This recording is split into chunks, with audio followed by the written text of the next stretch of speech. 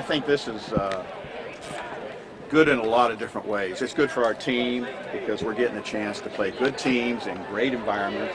Like tonight will be a special environment to play against. And we can move our product along. But I got to speak to like Oregon State.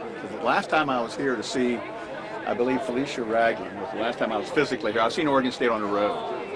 But I'm just really proud of what Scott and what Oregon State has done with women's basketball. I think it's become a really piece of a very good part of Oregon State. And I'm just really happy that we're here to play a very good basketball team.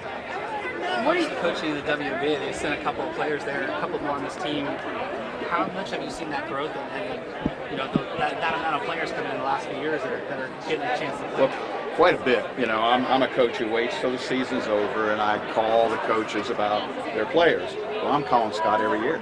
So that tells you something right there. And it's pretty, you know, with the conversations I've had with him, you start to see how the culture is so important in the development. And his recruiting. I love the fact he recruits across the world as well as Oregon and the Pacific Northwest, you know, and he's developed players.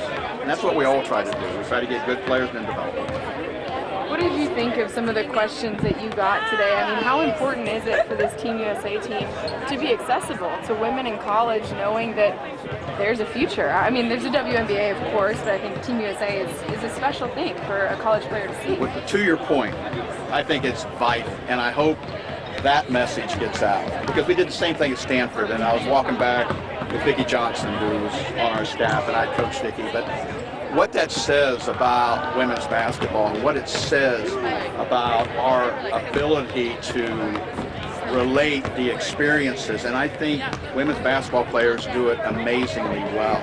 And I think they start to tell the tale of using athletics, using basketball as a vehicle to move themselves along in life. And they're just great in these situations. I hope people film it, the world starts to see it and understand, you know, why we really want the story of these players to get out. Awesome.